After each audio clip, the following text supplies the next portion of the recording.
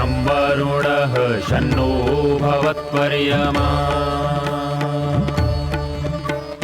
शन्न इन्द्रो बृहस्पतिः शन्नो विष्णुरुक्रमः ॐ शान्ति शान्ति शान्तिः।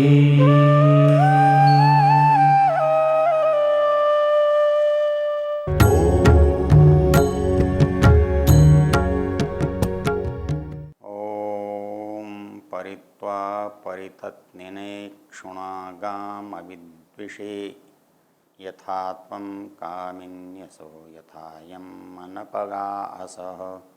ओम शांति शांति शांति। हम वेद विज्ञान की चर्चा का प्रसंग है। इसमें अथर्ववेद के प्रथम कांड के 34वें सूक्त के मंत्रों पर चर्चा कर रहे हैं। उसका 34वें सूक्त का जो 5वां मंत्र है, अंतिम मंत्र है, वो आज हमने देखा। परित्वा परितत्नुनेक्षुणागाम अविद्विषे यथा मां कामिन्यस यथायम अन्नपगा आस। पूरे मंत्रों में हमारे जीवन में मधुरता कैसे व्याप्त हो, इसको कई तरह से समझाया है। मंत्र का ऋषि अथर्वा है और मंत्र का देवता मधु वनस्पति है, और वो मधु वनस्पति मधुरता का प्रतीक इक्षु है, जिसे हम गन्ना कहते हैं। वो कहता है परित्वा परितत्नुषे इक्षुणा गाम अविद्विषे।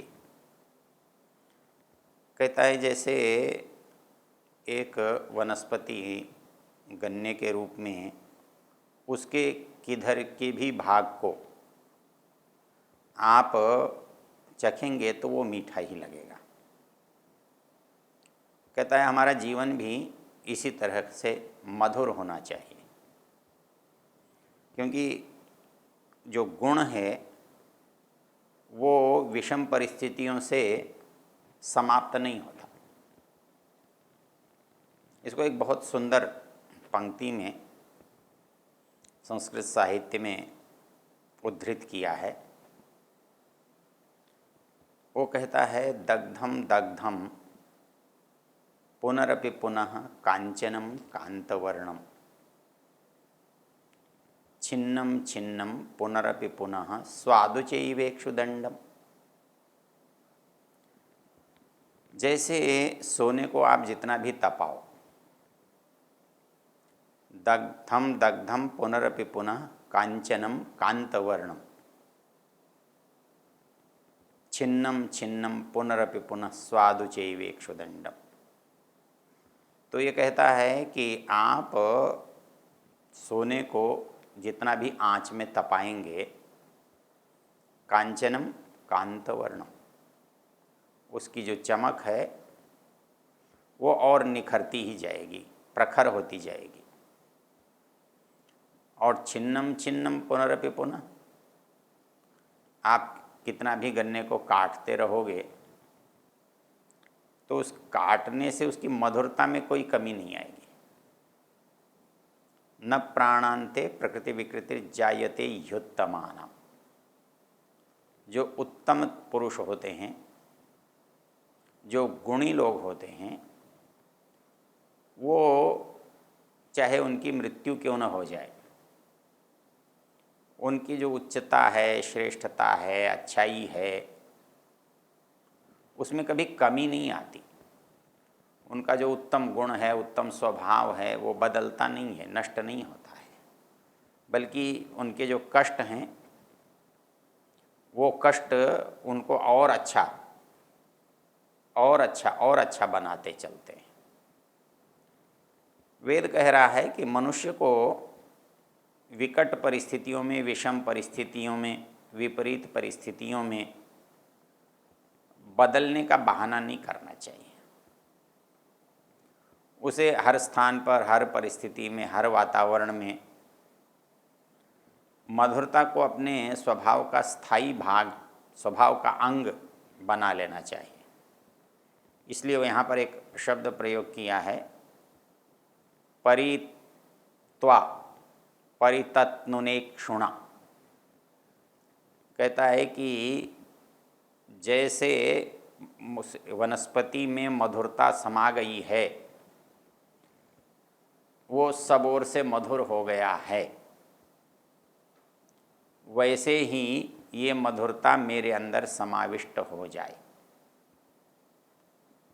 वो कैसे होगी? मधुरता एक गुण है। उसकी प्राप्ति के लिए सबसे पहले दोषों का निराहरण करना पड़ता है। यदि आप दोष दूर नहीं करोगे तो गुण आपके अंदर समाविष्ट नहीं हो सकते। जैसे किसी अच्छी वस्तु को किसी पदार्थ में, किसी बर्तन में, किसी पात्र में आप रखना चाहते हैं, तो आप वस्तु को डालने से पहले पात्र को अच्छी तरह से धो लेते हैं, मांज लेते हैं। क्योंकि जब तक आप पात्र का संशोधन नहीं करेंगे तो वस्तु को उसमें डालने का कोई लाभ नहीं है। इसके बारे में एक छोटा सा कथानक है। एक महात्मा जी जो है वो भिक्षा करने जाते थे। जब वो भिक्षा करने जाते थे तो जिस भी घर में जाते थे महात्मा जी का आदर होता था। एक महिला ने, जो घर की मुखिया थी, प्रौढ़ थी, उसके मन में कुछ आध्यात्मिक का भाव जागा। तो एक दिन महात्मा जी से कहने लगी, महात्मा जी आप तो बड़े पहुँचे हुए हो, हमको भी जीवन का कुछ रास्ता बता दो, साधना का कोई पथ सिखा दो, दिखा दो, ताकि हमारे जीवन का भी कल्याण हो सके। महात्मा जी ने कहा हाँ बता देंगे। जैसे संतों का स्वभाव होता है, सहज भाव से बता देंगे। बता देंगे का मतलब कभी अवसर आएगा तो वो चीज़ भी आपको कहेंगे, बताएंगे, समझाएंगे। ऐसे ही कई दिन चलते चलते एक दिन गृहिणी ने, गृह माता ने कहा कि महात्मा जी कल मैं आपके लिए खीर बनाऊंगी। कोई बात नहीं, ठीक है। तो महात्मा जी जैसे जाते थे वैसे गए, और जैसे कमंडल आगे करते थे वैसे ही उन्होंने अपना कमंडलू आगे किया। लेकिन गृह माता ने देखा कमंडलों में तो गोबर पड़ा हुआ है।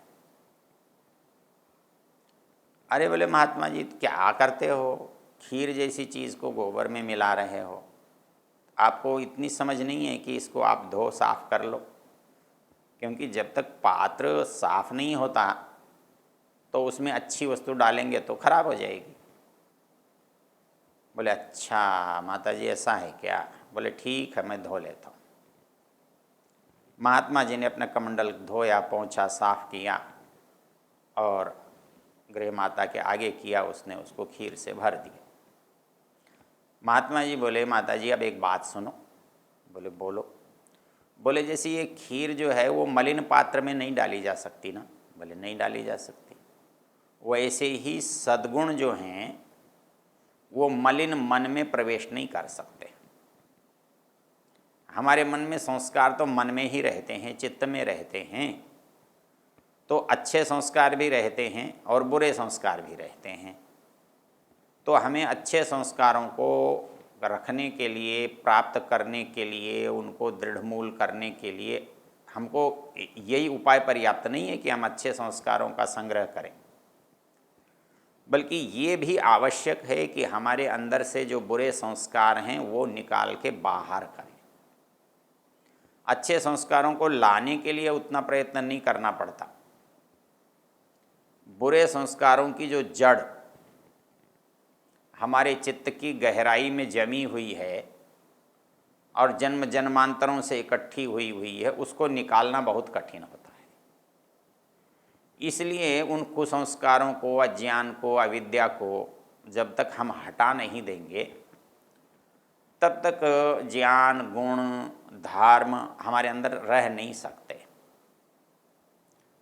इसीलिए यहाँ पर एक बात कही गई है, परित्वा परितत्नुने क्षुणा गाम अविद्वेषी। कहता है कि मेरे अंदर ये जो मधुरता है ये आवे, लेकिन इस मधुरता के लाने के लिए मेरे अंदर की जो कटुता है उसका पहले निराकरण होना चाहिए। वो निराकरण हुए बिना मेरे अंदर जो सहृदयता है, सद्भाव है, मधुरता है, अच्छाई है, उसका समावेश नहीं हो सकता। उसका समावेश करने के लिए जैसे आप एक घर को सजाने के लिए पहले आप उस घर को साफ करते हैं, झाड़ते पोंछते हैं, फिर रंग रोगन करते हैं, फिर सजाते हैं, एक क्रम है। लेकिन सीधे ही आप पुताई नहीं करते, बिना झाड़ू लगाए उसको सजाते नहीं हैं। तो वैसा ही हाल मनुष्य का भी है, चाहे शरीर का बाहरी रूप क्यों न हो और शरीर का भीतरी रूप क्यों न हो। यदि मुझे कोई अच्छे कपड़े, साफ कपड़े पहनने के लिए देता है तो मैं उसको मलिन शरीर पर धारण नहीं करता। मुझे ऐसा लगता है कि अच्छे कपड़े पहनने हैं तो मैं भी स्नान करके आता हूँ, सब मलिनता दूर करके आता हूँ, फिर अच्छे कपड़े पहनता हूँ। वैसे ही यदि मैं नहा धोकर अच्छा बना हुआ हूँ तो मैले कपड़े की जगह मैं अच्छे कपड़े पहनना पसंद करता हूँ। तो मेरा जो शारीरिक अच्छापन है वो मेरे कपड़ों के अच्छेपन से जुड़ा हुआ है। मैं शरीर के ऊपर मैल रख कर के कपड़ों को अच्छा पहन कर अच्छा नहीं बन सकता। तो मुझे शरीर की स्वच्छता भी रखनी पड़ती है, फिर कपड़ों की स्वच्छता भी मैं रखता हूँ तो मेरी स्वच्छता पूर्ण होती है। वैसे ही मेरी आंतरिक स्वच्छता जो है वो आंतरिक स्वच्छता तभी काम करती है जब हम आंतरिक स्वच्छता के साथ फिर सद्गुणों का उसमें समावेश करें। जब तक आंतरिक स्वच्छता न हो तो सद्गुणों का समावेश नहीं हो सकता।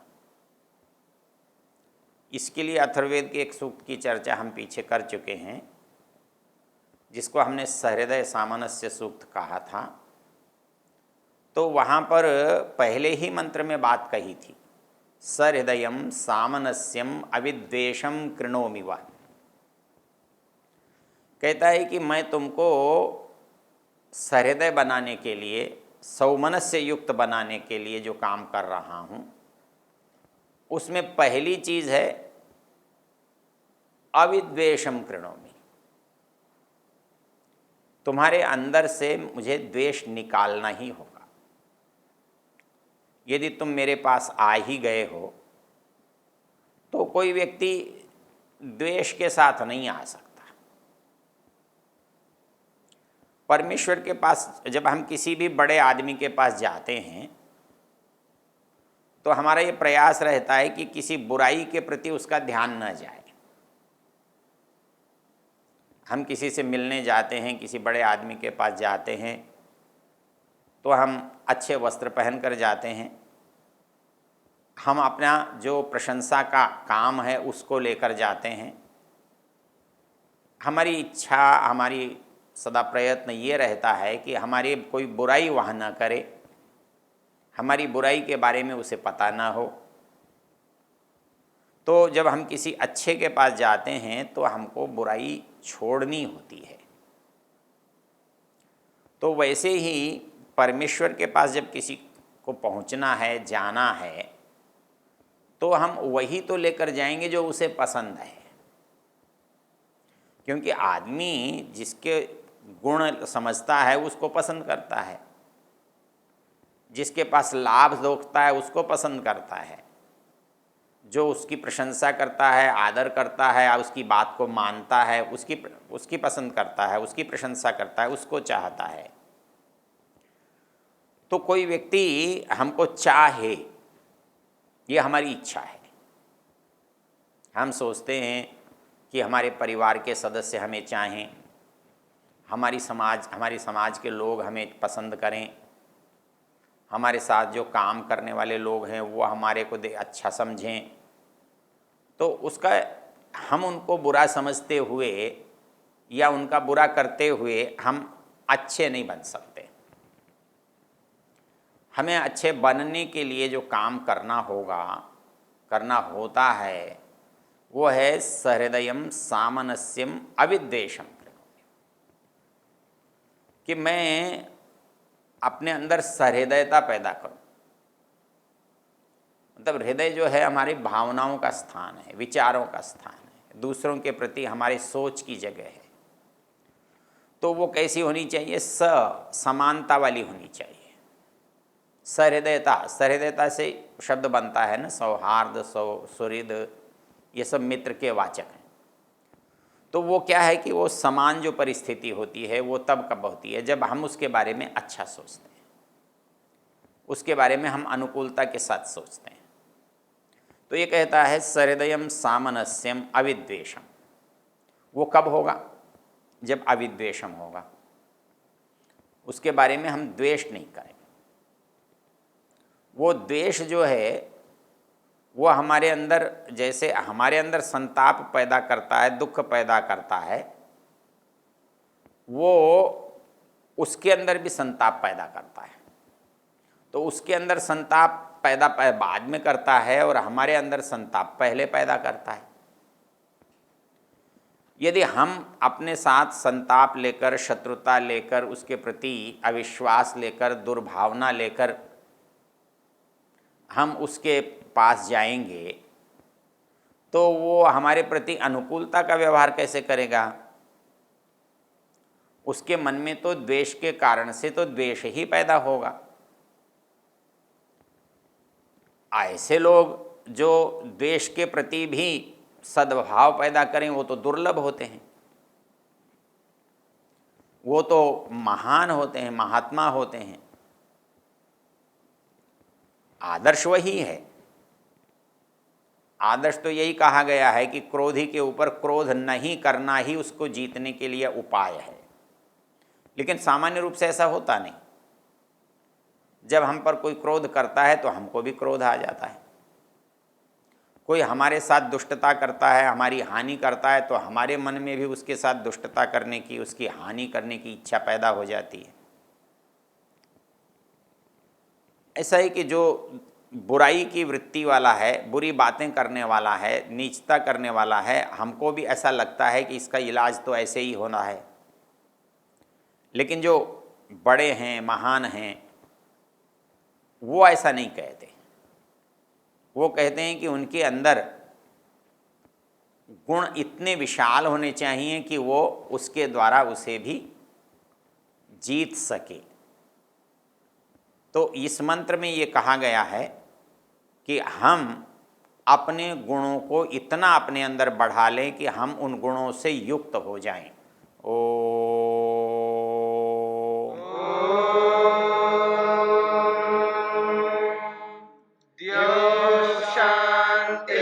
शांतिरंतरिक्षं शांति पृथिवी शांतिरापः शांतिरोषधयः शांतिः वनस्पतयः शांतिर्विश्वे देवाः शांतिर्ब्रह्म शांति सर्वं शांति शांतिरेव शांति क्षमा शांतिरेधि।